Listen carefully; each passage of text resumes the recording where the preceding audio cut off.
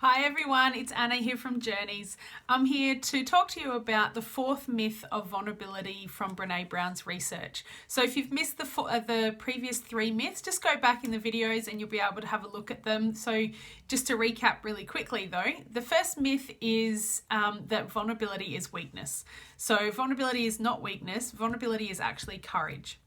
The second myth is that you can opt out of vulnerability. So we talked about and explored the idea that from Brene's research, we actually found that if you're alive, then you're actually being vulnerable because the definition is uncertainty, risk, and emotional exposure. And when we're alive, we cannot get away from uncertainty and risk and emotional exposure. The third myth, which we talked about last week, is that vulnerability is oversharing. And so we talked about how it's important that vulnerability is done within the confines of a trusting relationship, and there needs to be boundaries in place. If there aren't any boundaries in place, then it's not actually vulnerability that you're sharing.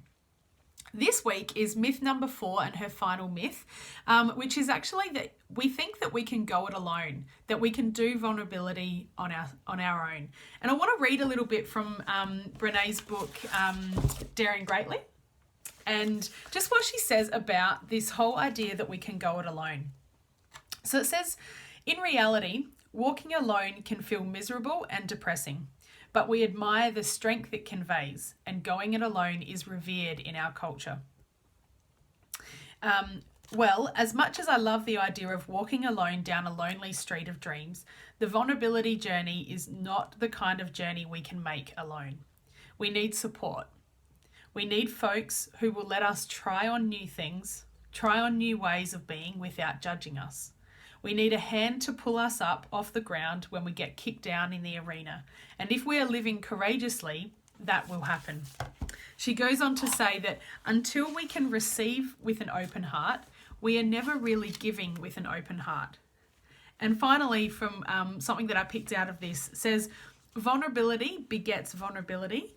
Courage is contagious. So I want to pick up on the thing that Brene found in her research is that vulnerability can't be done alone.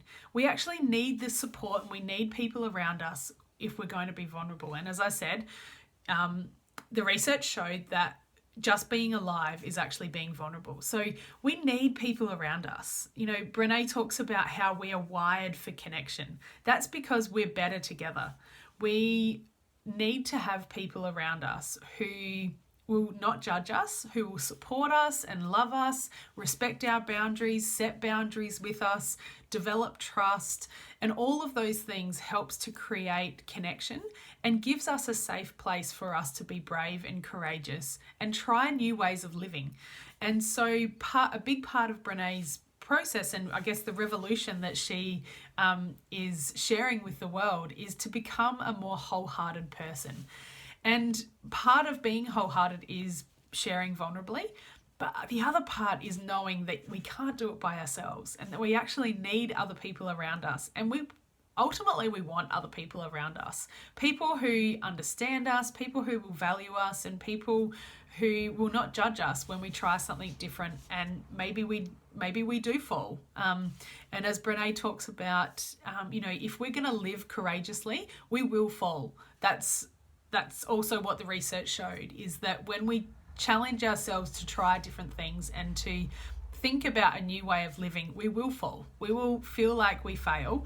And it's in those times that we especially need people around us who can show us empathy and compassion, and so that we can actually be empathic towards ourselves and have self-compassion as well. So the fourth myth is that we can go it alone. We can't go it alone.